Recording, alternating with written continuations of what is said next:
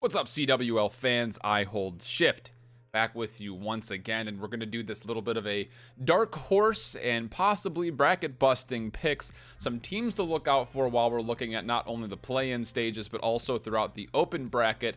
But I also want to touch a little bit back on what we had from the pool play, at least from our solid 12 teams that we have thus far. Of course, the rest of it will be added in with the rest of the play-ins and the open brackets as well. So I kind of want to just go over all of it again. Let's start things off first and foremost with our pool spoilers. Again, if you don't remember what the pools look like, here is what they are. In Pool A, we're taking a look at 100 Thieves as the #1 seed there. Not that it really makes too much of a difference. E United and Reciprocity, and then you'll also see the play-ins and the open bracket slots as you would anticipate. Over on Pool B, Luminosity is the #1 seed for that pool.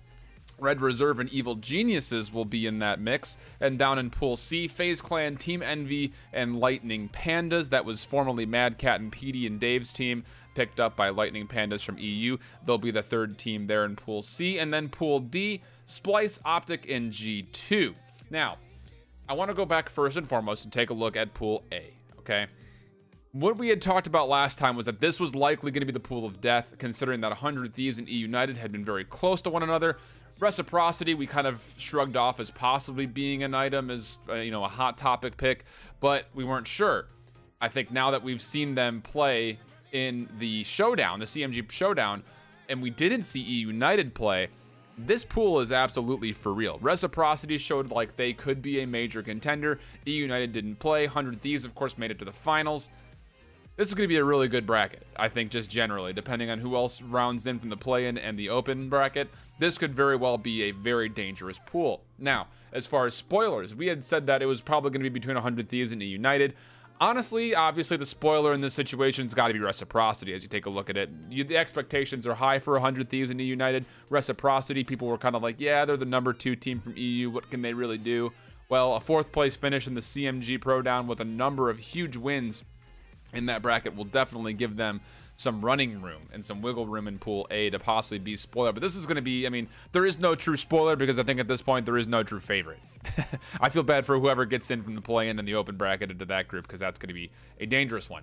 Move over to Pool B. This was by far one of the easiest brackets as we took a look at it. We thought, well, if Luminosity were going to be able to get through pool play, it would be in this pool with a very weak one, having Evil Geniuses in there and not really sure what Red Reserve we're going to be looking like. But after the CMG tournament, I think we are very definitively looking at Red Reserve as being the favorites in this group, having beaten the Pittsburgh Knights, FaZe Clan, losing to OpTic Gaming at a 4-2 scoreline, and then they went down into the losers bracket and they would beat Pittsburgh again at a 3-2 scoreline, and then they would go into the championship bracket and defeat their EU counterpart 3-0, and then go all the way to Game 5 with 100 Thieves. So Red Reserve, I think, is by far the favorite in this group. As far as spoiler, you would have to think it'd be Luminosity. Evil Geniuses really don't look like a contender whatsoever, but honestly, spoiler in this pool, I think, comes down to who gets out of the play-in bracket and open bracket. They very well could spoil this one around because it really should be Red Reserve's pool to take away. Down in Pool C, well, I have to say it, FaZe Clan and Team Envy looked really weak in the Showdown Pro Down. They looked really not very good at all, to be completely honest. FaZe looked better than Envy did, but that's not saying too much. Envy, they would lose a 4-1 up against 100 Thieves and then lose to Reciprocity 3-1, where FaZe Clan, they would lose to Red Reserve 4-2 in the winners bracket and then lose to Reciprocity as well 3-2. So both these teams look pretty weak. I think you got to take a look at Lightning Pandas and what they've been able to do. They finished 5 through 8 in the first 2 2Ks, and then they had a pretty unfortunate loss to Black Forest Games in the most recent 2K. They lost that set 3-1. So I still think that there's some growth to do, but I think this Lightning Pandas team has a chance to say. I think at the end of the day, this team, I think usually, by what I've seen so far of them, is they usually play at the level of their opponents. You know, they don't really have a true identity yet. They're still trying to figure that out, and that's how I think they lose games to Black Forest. But I think they grow, and they definitely have the chance to play spoiler in this group of Pool C. Then you go over to Pool D. Who's going to play spoiler in this one? The answer? No one. No one's playing spoiler in this pool because OpTic's just too good. G2 looked that bad. And Splice, who I initially thought could potentially play spoiler, looked absolutely terrible in the CMG Pro Down event. Looked terrible. They didn't play well at all. having lost to Envy at a 4-1 scoreline and then lost to the Pittsburgh Knights 3-0. That was it. They beat Moratori in their first round 4-0.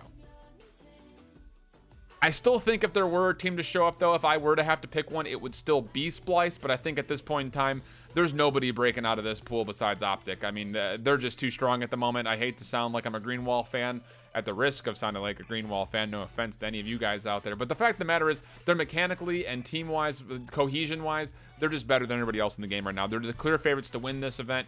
And I think out of Pool D, it's even more so echoed in that favor. Let's go over to the play-in brackets, though. This is a double elimination bracket. I do need to mention that as we are taking a look at it. And this will be one of our first events that we will see on the Premier stream. And it showcases the top teams that did not quite make it into the pro point barrier to get into the pool play straight away. So you're looking at a lot of very favorable teams. Let's break these down one for one. Pittsburgh Knights, that's Parasite's team, keep in mind. They're playing up against Team Divine, who, again, they have looked okay. I think when you take a look at what this Team Divine squad would have to offer, it's Niall and Kreza, Nevo, Delio, and Bids. It's a strong team out of the EU. They finish in the 5 through 8 spot almost every single time, with one exception where they finished second in the first ever 2K event. This, I think, still goes Pittsburgh Knights' way. I think that they're going to be the favorite coming out of this bracket, at least in this matchup specifically.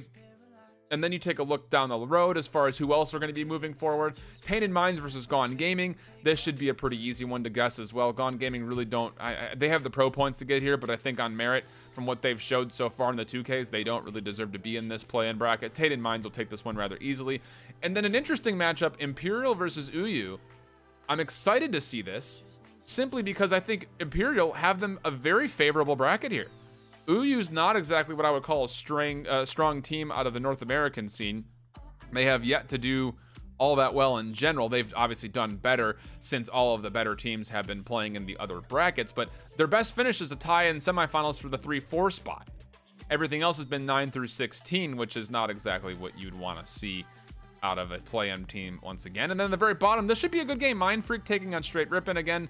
Between Tainted Minds and Mind Freak, these two teams have gone back and forth as being the #1 team out of the Australian region. Straight Rippin' has been very formally, I guess you would say, since the other pro teams haven't been playing in these 2Ks. They've been the favorite out of the NA 2K scene up until this last weekend, which they finished in the semifinals, but they have looked the best by far, with a first place, a second place, and then a 5 through 8 and a 3rd through 4th spot.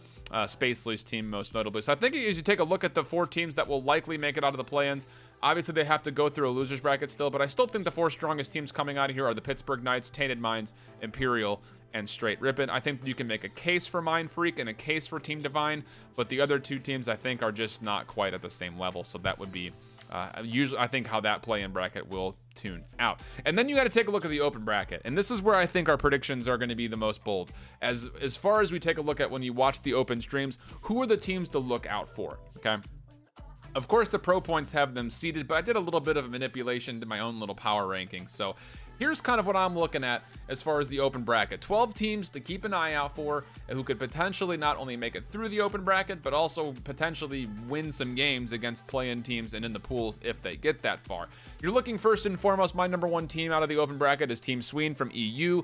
Nolson, Quicker, Dylan, Weeman, and Brain. With the addition of Brain recently, they really have locked in a solid AR player, and that really does round out this roster. Top 4 in the last 2Ks, including 1 win in some of the most recent 3 of 4. Most recent loss, though, was a 2-3 versus Riders, which was a little bit of a hesitation on my book, but they will be going up against potentially late, some combination of Black Forest, Fact Revolution, or Disrupt. All 3 teams they should be able to beat no problem. Then you look at your #2 team, at least in my book, is FC Black. That's the number 15 seed out of NA, consisting of Phantoms, Gravity, Tish, Asim, and Mosh. This team's good. Flat out. They looked really solid in the last 2K. I was really impressed with their rotations, really impressed with the way that they capitalized on hard points, how they played control, and generally their understanding of search and destroy. And they've got a pretty easy bracket. They will go up against Final Gaming earlier, which we'll talk about later, and then potentially the #2 play-in team. But then you go down to the 3rd team. You got to watch out for the Spanish team of Heretics. Actually, a couple of Spanish teams, but Heretics most notably. They're the #6 seed with Lucky, Methods, Sucre, Journey, and Metals. They have some pretty early potential matches, one specifically against Movie Star Riders, but they have a lot of history against this team, and it should be a team that they should win against. They've done it before, they can do it again. Then you look at Fact Revolution, the #12 seed coming out of EU. That consists of Cammy, Defrag, Chain, Maple, and Sunny B.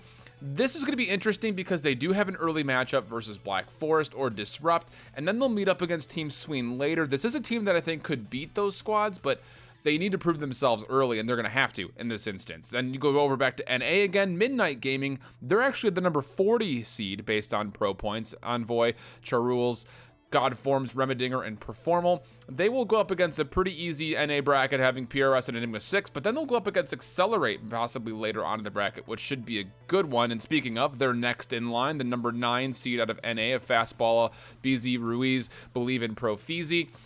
I'm interested against that game versus Midnight and Accelerate, because these are two teams that generally finish around the same areas, and we don't get a lot of time to watch them play up against one another, so it should be fun to watch them play. Then you go down to Movie Star Riders as my next seed, as a number 27 seed from Europe. Again, another Spanish team consisting of Punny, Sammy, Proluca, Supras, and Oni. They'll have an interesting early bracket. Again, they'll be meeting up against Heretics, which is a game that I don't know if they'll win, but I can see them going a little bit further in the losers bracket based on their performance from this last 2K, which they made the finals in. Black Forest Games, number 44 out of EU. This is a dangerous squad, but they have a very interesting bracket, having Keza, Colgate, Detain, Insight, and Revolt. They'll have to go up against Disrupt first, which will be an interesting one. They should win that game, but then the match versus Fact Revolution. I don't have BFG getting out of Fact in that matchup, but it should be a good one. Vintage, actually out of the APA seed, and the number 16 seed. And this will be a good one, I think. They have Tyson, Bakabek, Cruz, Dean, and Lakey. They'll be going up against a very interesting test in the North American scene with React and Regal Reserve before they possibly meet up against iDomina or the number 1 play-in team. And then this team actually should be higher than I have them, but I already made the graphics, didn't want to go back. They have a very easy bracket. Killa, Legal, Twiz, Supreme Agility, and TCM from Raised by Kings, the number 13 seed. They've got Vodafone Giants early on, but it shouldn't be a problem for them. And then they just have the play-in 4 team, or Devious, later on. Should be an easy bracket for them, but can they have the legs to go against these higher teams? I don't necessarily think so. Vertex Gaming, another APAC team consisting of Immense, Killer Pie, Perko, Zeppa, and Zeus. They have a very hard bracket, I think, and we haven't seen much of the APAC scene, so I'm interested to see what this team is able to do. I think they have the potential of moving forward. And then my last team, the number 12 team on my power ranking list, they're the actual number 18 seed, consisting of Cookie, Kivi, Phantom, Piero, and Sharko. That's Final Gaming. They've got that early matchup versus FC Black, which should be an interesting test. But again, these are just 12 teams that I think you should keep an eye on. They very well could potentially make a run in the open bracket and potentially go against some of these play-in teams and maybe get them in the pool play and steal a couple of games here or there. Team Sween specifically, FC Black, Heretics, Fact, those top 4 teams I think can really do something in this tournament. I think they really could be dark horses. But that's kind of what I have as far as potentially top 12 teams to look forward to on the dark horse side. Of course, CWL Vegas happening all weekend. I'll be watching it over probably on my channel, if not in my Discord. You're more than welcome to join. And if you're not familiar with our predictions for what happened before with the CWL Vegas pools, you can check out the video at the end. And if you want to get caught up in some more action that happened during the CMG Pro Down and the most recent 2K event, which we talked about a lot today, I'll also throw that at the end of the video. Let me know in your comments if I missed a team, or if you think that one of the teams I rated was not high enough, or maybe I overshot something. I want to know who you want to be watching out for in the open stream so I can keep my eye on it. We'll be coming back with a couple of quick recap videos, just generally, probably no graphics, just some talking and maybe some quick points as far as the days go, some standout moments, some things to look for, some impressions as far as who looks good, who doesn't look good. And if OpTic Gaming, again, which I think a lot of people are saying are the favorites to win this event, if they actually can do it. I've been Shift, you've been you. This has been the recap and a little bit of a dark horse poll. We'll call this the secretariat, I guess, of the CWL scene. It's been a pleasure having you. Hope you have a good weekend. And until next time, hope that you keep holding it down.